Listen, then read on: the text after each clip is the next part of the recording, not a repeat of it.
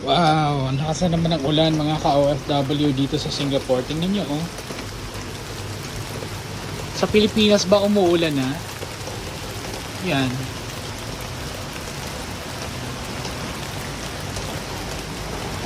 Dito parang araw-araw na umuulan mga ka-OFW. Tingnan nyo oh.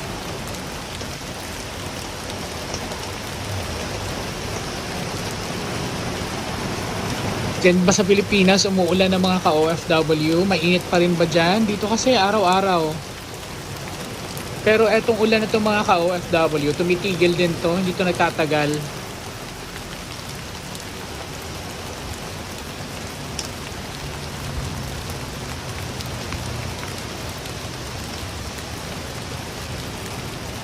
Kaya mamaya pag tumigil to, gagala na naman tayo.